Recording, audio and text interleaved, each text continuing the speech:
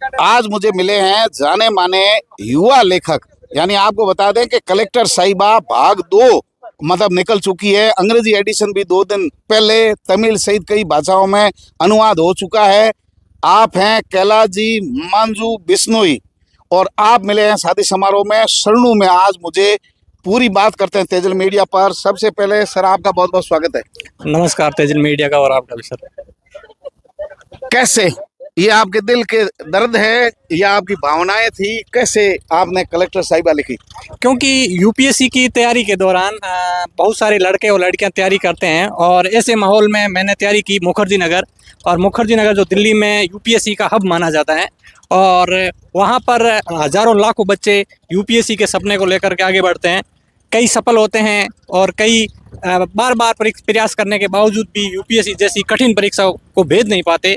और उन्हीं को आधार बना कर कि आप बार बार कोशिश करो जब तक सफल ना हो, उस तरह के मोटिवेशन को आधार बना करके मैंने यूपीएससी केंद्रित एक प्रेम कहानी बुनी है। कैलाश जी ने कितनी उम्र में ये किताब लिख डाली?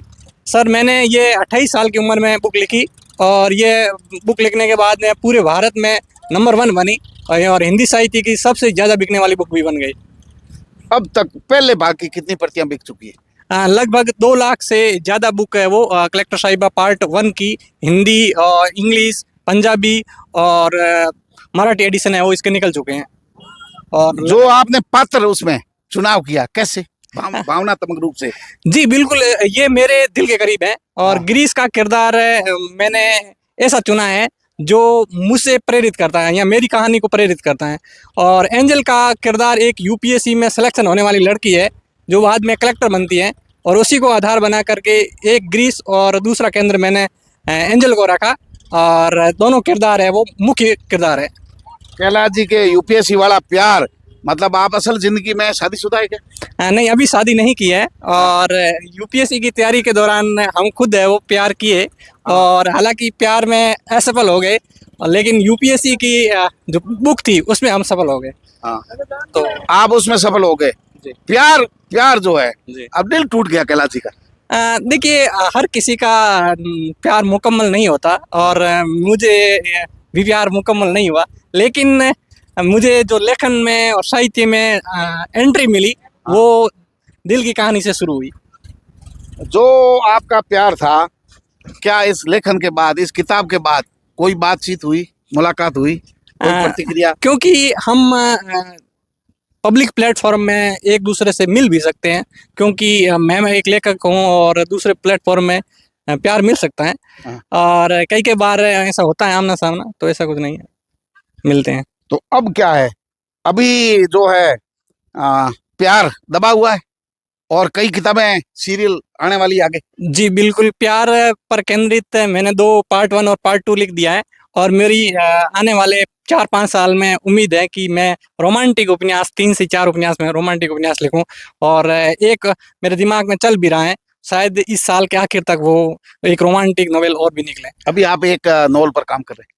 जी, मैं एक नोवेल पे काम कर रहा हूँ जो बाल विवाह हो जाता है एक लड़की का और बाद में वो पुलिस अधिकारी बनती हैं, तो उनकी कहानी बहुत ही मोटिवेशनल है।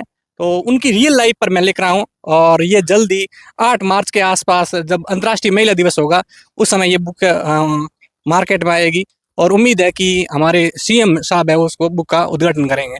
ये जो अभी आपने बताया बाल विवाह हो जाता है, पुलिस अधिकारी बन जाती, जी आज शरणू में भी आप इंस्पेक्टर हेमलता जी की शादी में यहाँ आए हुए हो। जी जी, कहानी कहीं यहीं नहीं घूम रही इर्द गिर्द? संभव है और इसको कल्पना आपकी यहाँ भी हो सकती है। जी हो सकते हैं बिल्कुल, लेकिन हाँ रिवील हम है वो नाम है वो महीने 1.5 महीने में करेंगे जी। लेकिन लेखन का कार्य जारी रहेगा आपका? हाँ सर, मैं अभी यूपीएससी सिलेबस पर भी बुक लिखा हूँ। मैंने अब तक 3 किताबें लिखी हैं, एक कलेक्टर साहिबा पार्ट, एक पार्ट 2 और एक निमत घोष, और तीनों किताबों का अच्छा रिस्पांस रहा है। तो मेरे प्रकाशक मुझे कहते भी हैं कि आप पढ़ाते हैं, अखबारों में कॉलम लिखते हैं, लेकिन मुझे ऐसा प्रकाशक कहते हैं कि आपको एक लेखक के रूप में हम स्थापित होते हुए देखना चाहते हैं। आजकल लेखन के क्षेत्र में मुफलजी का दौर से गुजर रहा, मतलब लेखन में कलम नहीं चल रही है। सर इसका अकल मीडिया प्लेटफॉर्म, सरकारी नौकरी का दबाव रहता है और क्रिएटिविटी क्षेत्र में कम युवा जाते हैं।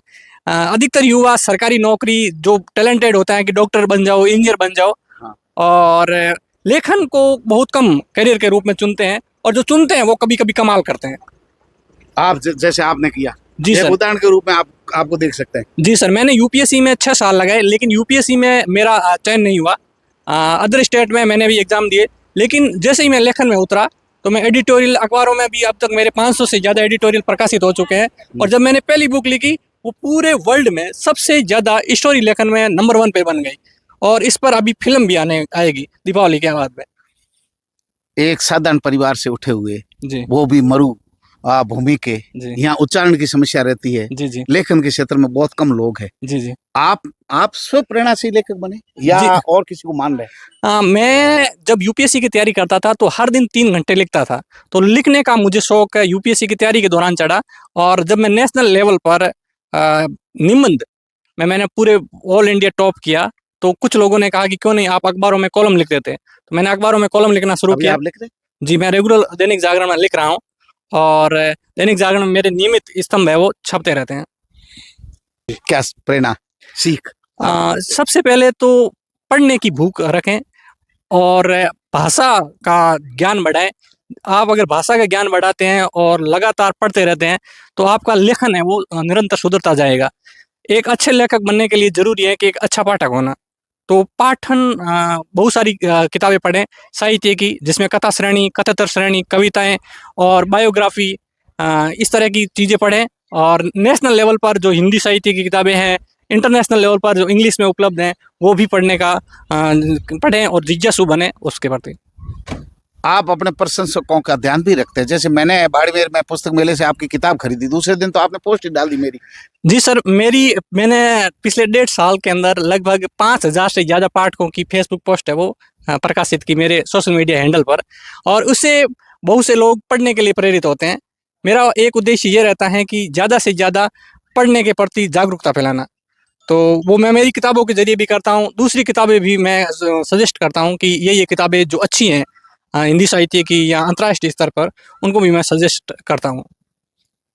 दर्शक हमारे जानना चाहते हैं जी कि पारिवारिक पृष्ठभूमि और ये यूपीएससी की तैयारी लेखक बनने से पहले की पृष्ठभूमि पारिवारिक क्या है, गांव थोड़ा सर, परिचय। सर मैं लोहावट जो पहले जोधपुर ज़िले में पड़ता था, अभी वर्तमान में फलोदी ज़िले में आता है, और मैं एक बहुत सामान्य किसान पृष्ठभूमि से बिलोंग करता हूँ। और मेरी प्रारंभिक शिक्षा है वो गांव में ही हुई, और मैं रेगुलर 10 से 12 किलोमीटर पैदल चल कर के सीनियर सेकेंडरी मैंने एग्ज़ाम पास किया, और अच्छे अंकों के साथ में पास किया। और बाद में मैंने जयनारायण व्यास विश्वविद्यालय से मैंने ग्रेजुएशन किया, और यूपीएससी की तैयारी के दौरान मैंने हिंदी साहित्य और इतिहास में मास्टर की डिग्री भी हासिल की। सब्जेक्ट चयन जो आपने किए, जी उनका भी योगदान रहा आगे, बिल्कुल। या यूपीएससी में सब्जेक्ट बदल दिए?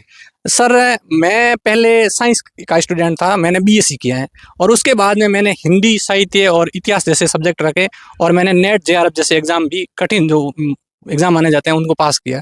तो मेरा कला के प्रति रुझान शुरू से ही था। जब मैं साइंस की किताबें पढ़ता था, उस टाइम भी मैं हिंदी साहित्य की बहुत सारे उपन्यास पढ़ता था। तो मेरी कक्षा 10-11 से ही हिंदी साहित्य के प्रति रुझान मेरा था। आप जिस अब नई थीम पर किताब लिख रहे हैं, जी तो पूरा शोध कर रहे हैं?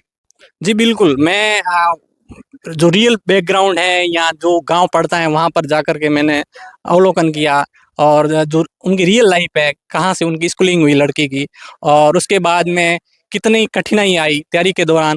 उन्होंने बाकायदा 12th एग्ज़ाम है वो स्वयं पार्टी के रूप में पास किया। तो उनकी कहानी काफ़ी मोटिवेटेड है, और मुझे उम्मीद है कि ये कहानी कलेक्टर साहिबा से भी ज़्यादा संघर्ष वाली लगेगी पाठकों को, और बहुत पसंद आएगी। बाल विवाह, इस पर भी कुठाराघात है? जी, बाल विवाह हमारे पश्चिमी राजस्थान में एक बड़ी समस्या है, और अभी भी बाल विवाह की समस्या को समाज की तरफ ध्यान दिलाने का मेरा प्रयास रहेगा, क्योंकि बाल विवाह और मृत्यु भोज समाज की 2 गलत परंपराएं हैं, जिनको हम सुधारना चाहते हैं। और जैसे जैसे शिक्षा और जागरूकता का स्तर बढ़ेगा, वैसे वैसे मुझे उम्मीद है कि बाल विवाह लोग कम करेंगे, और मृत्यु भोज जैसी कुपरंपरा को भी छोड़ करके समाज के लिए सकारात्मक पहल में आगे आएंगे। ये कहानी बालिका शिक्षा को, महिला शिक्षा को बढ़ावा देने वाली भी होगी। जी बिल्कुल सर, क्योंकि बालिका शिक्षा एक ऐसी लड़की जिनका सामान्य किसान पृष्ठभूमि से आती है, पढ़ने के लिए 100 रुपये या 500 रुपये फीस भरना भी उसके लिए दुर्लभ था। ऐसी लड़की की कहानी जब मार्केट में आएगी तो मुझे उम्मीद है कि लाखों लोगों को प्रेरणा मिलेगी।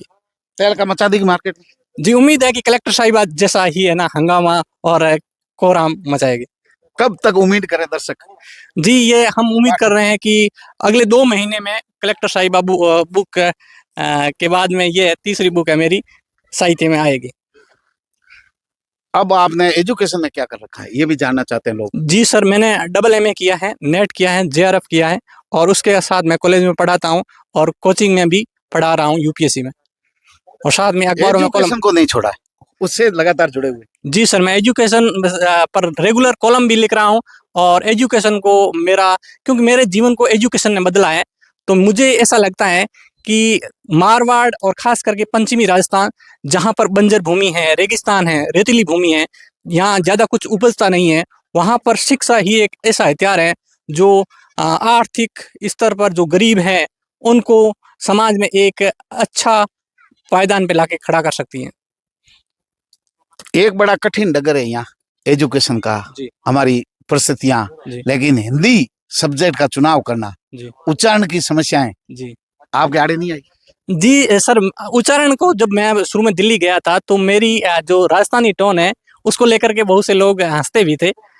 धीरे धीरे मैंने भी सुधार किया, अभी भी मेरा राजस्थानी और मारवाड़ी टोन आ जाता है और हिंदी में बोलने में उतना मैं बेहतर शायद ना हूँ, लेकिन लिखने में अच्छे हैं। लिखने में काफ़ी अच्छा हूँ और उम्मीद है कि एक अच्छा वक्ता के रूप में भी आने वाले सालों में उभरूंगा। तो भाई कैलाश जी मांझू बिश्नोई यानी कलेक्टर साहिबा, पहले भाग 1 लिखी, फिर 2 लिखी, अब एक नई कहानी पर काम कर रहे हैं। आज सरनू में यहाँ किसी शादी विवाह समारोह में मिल गए। हालांकि हम फ्रेंड है, सोशल मीडिया पर मिलते रहते हैं, हमें भी तेजल मीडिया प्लेटफॉर्म पर इनकी कहानी लानी थी, लेकिन लोग आज शिक्षा में जा रहे हैं, घर से दूर जा रहे हैं और प्यार के नाम पर अलगाव हो रहा है, कोई आत्महत्या यानी मौत को भी गले लगा रहे हैं। लेकिन इन्होंने दर्द दिल में पाला, लेखनी के रूप में उतारा। आज देश दुनिया कैलाश मांझू बिश्नोई को जानती है। जिस उम्र में लोग पढ़ाई कर रहे हैं, तैयारी कर रहे हैं, उस उम्र के अंदर भाई कैलाश मांझू बिश्नोई ने तहलका मचा दिया है, बड़ा धमाका कर दिया है। शीघ्र ही डबल धमाका और होगा।